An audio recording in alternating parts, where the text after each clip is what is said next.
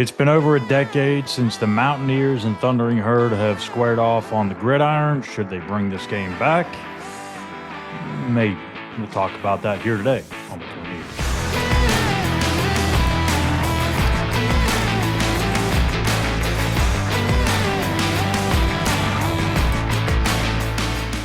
Good Sunday morning, everyone. Schuyler Callihan here. It is Between the Eers, and before we get started, make sure you hit that like and subscribe button on our YouTube page at West Virginia on SI. You can give us a follow on X at SI_WVU and myself at Callihan_. And as I mentioned there in the open, it's been quite a while since West Virginia and Marshall have faced each other in football, and it's obviously been I shouldn't even say a lopsided series because it's been a clean sweep, 12 for 12. West Virginia has won all 12 matchups, many of which were pretty one-sided. They've had a couple of close calls, most notably that one in Huntington, Geno Smith, where he led the come from behind drive to go to overtime, and you know the story there. But this is a game that has been dormant, and I think this is a little bit of a split of an opinion on what the West Virginia side. The Marshall side clearly wants to play this game.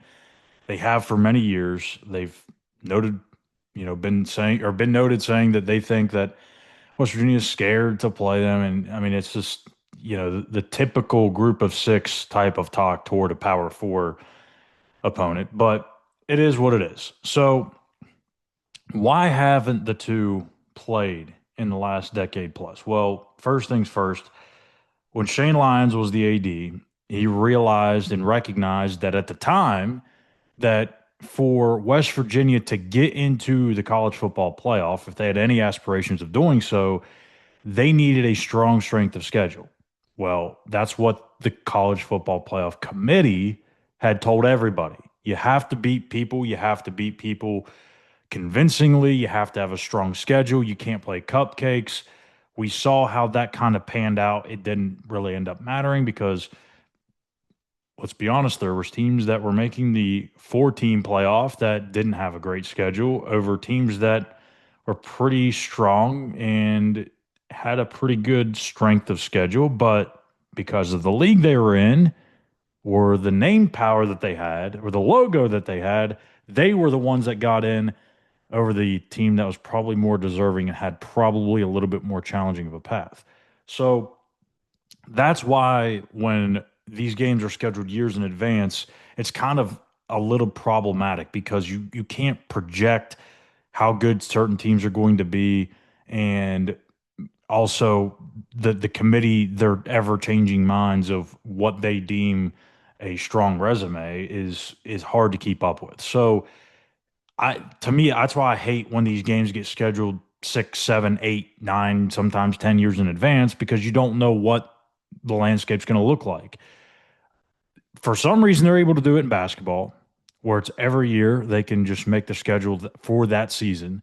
And we saw even in the COVID year, which people forget, a lot of those games were scheduled on the fly. There was games that were canceled. There was games that were made up. There was games that they just got together at the last kind of minute and said, we're going to play these games. So it can be done. Why they reject the idea of going to that kind of format, I don't know. It makes no sense, especially with how much is changing in not just the college football playoff, but also conference realignment, all these TV deals that are going on. We're probably going to end up seeing more realignment at some point. Maybe it's a shift to just Power Four. You maybe have two super conferences, and all those games get canceled anyway. So why are we scheduling games in 2030 or 2035 when we don't even know what's going to happen come 2027 or 2026? It beats me. But anyways, back to the point. That's the whole reason why this game wasn't being played for quite a while, because they were looking at the schedule and said, hey, we need to bulken this thing up. And that's why you had the ridiculously brutal schedule of playing 11 Power Five, at the time, Power Five opponents every single year, to being in non-conference and then your non-conference games. So now that it seems that they're shifting away from that because they understand it's not necessarily about who you play anymore. We've seen that. Indiana got in last year and beat absolutely nobody.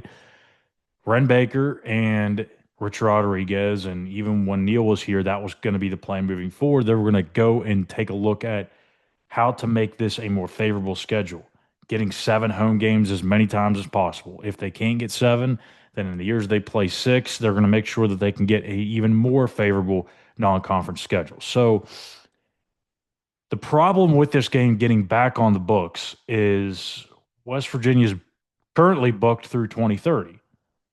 Again, why we schedule games this far out, I don't know, but that's the situation. So if Rich Rodriguez and Tony Gibson, the two head coaches at the two Power Four institutions here in the Mountain State, are still there in 2031, yeah, it would be a pretty cool game. Um, I think when you look at some of the schedules, I can't remember. I don't have them off the top of my head. I probably should have this prepared. It's Sunday on, so just bear with me here. I'm pretty sure one of the 2 years probably wouldn't work. And I want to say it might be 2031 because of the other games already scheduled, or it might be 2032. I can't remember. But there was already where there was going to be 2 away games. And if you were to put a home game starting, I think it was 2032, you start in 2031, you'd probably have to wait for 20 or the road game to Huntington a little down the line just because you already have some road games built into that non-conference schedule. But, but, and this is a big, big, big, big but, this is this has to be a 2-for-1 or a 3-for-1 type of deal. Ren Baker is never going to agree to doing a home and home with Marshall. No Power Four opponent would ever agree to doing that in today's age. That's ridiculous. Everything is about money. And it's even more important now that you get as many home games as possible. So for the Marshall fans that are frustrated and don't understand why West Virginia won't play Marshall, well, they're not going to do the home and home because that's ridiculous. You're basically funding Marshall a game when they could just play the game at home and have an extra home game at home. The 2-for-1 makes more sense. For me, I'm still kind of thinking like the 3-for-1 because even with the 2-for-1, you're really not maximizing your opportunities at home. If you are going to sacrifice a home game, you might as well do it out of state. You might as well do it where maybe the opponent, you know, is a little far for your home base. And I understand people are going to bring up the game against Ohio. I get that, but it's still a decent drive. Huntington's a decent drive, yes, but that's keeping the money in state. And I don't think that makes a whole lot of sense for WVU. If you're going to keep the money in state, you might as well just play the game at home. So for me, I think a 3-for-1 would make a ton of sense. Is Marshall ever going to agree to that? I don't know. Maybe if they think that that's the only way they can get the game back on the schedule, they'll do it. But I have a feeling if it does happen, it'd probably end up being a 2-for-1. But I do think the game should be played. When and how often, I don't really know. I think a good way to look at it, and I'm not in any way comparing West Virginia to Oklahoma. I'm just saying that this is a similar setup that I've seen between two in-state institutions, one at the P4, one at the G6 level, that play each other, and I think it makes a lot of sense. What Oklahoma and Tulsa do is it seems like they play 2 or 3 games or maybe even 4 or 5 games kind of in a cluster. Then they space it out a bunch of years and then they do it again, space it out, do it again. That makes sense. I don't think Marshall should not be somebody that's a repetitive opponent. That just doesn't make any sense. I don't think for either team because Marshall, you're looking to get the biggest checks, and when you've played teams like Ohio State in the past or some of the other big time schools, they got Georgia, I believe, on the schedule this year. Those are big opportunities. You don't want to water down your non-conference schedule by playing 2 or maybe even 3 Power Four opponents. If you're Marshall, you want to have a good record at the end of the year. You want to have those big check games, but you don't want to have too many of them. So I think having West Virginia on their schedule every single year is not necessarily good for them either. But doing a 2-for-1 deal and spacing it out, to me, makes sense. You keep the folks happy. You get the little in-state rivalry or matchup, if you will, every now and then. So it makes sense. I just don't think you do it all the time. You do it 2 or 3 times, spread it out 10 years, 2 or 3 times, spread it out 10 years, keeps everybody happy. You still have other opponents on the schedule. And with West Virginia, too, you don't want to play them every year because you already have actually 10 repetitive opponents.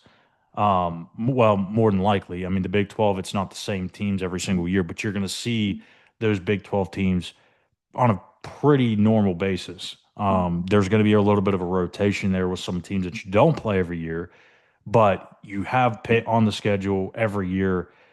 I'm assuming probably starting back in 2029 when that series resumes. So when that series resumes, they're probably going to be there every year. You don't want to have two non-conference games the same every year. You want to mix it up, give some other teams opportunities, give your fan base an opportunity to see somebody else, even if it's another group of 6 team.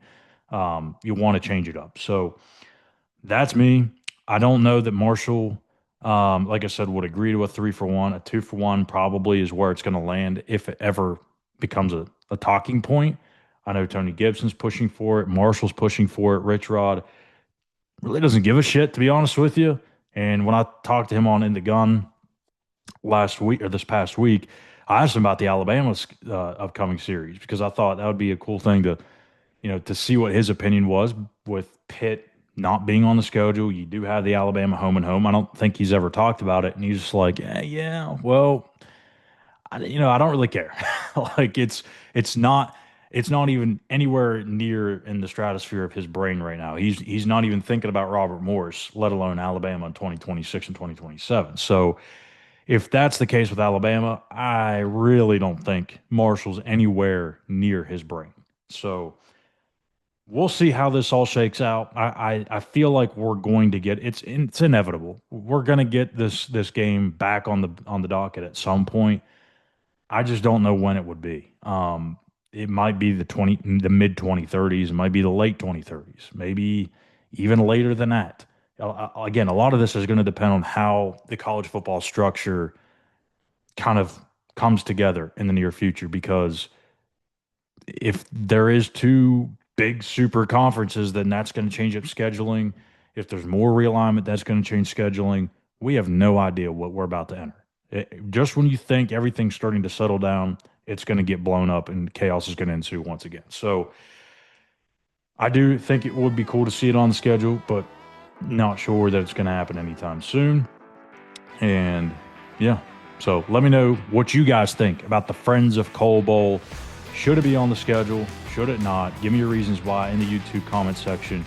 That's going to do it for us today. I'm Schuyler Callihan. Again, make sure you hit that like and subscribe button here on our YouTube page at West Virginia on SI, and give us a follow on X at SI_WV. Thank you guys for tuning in. We'll be back here on Tuesday.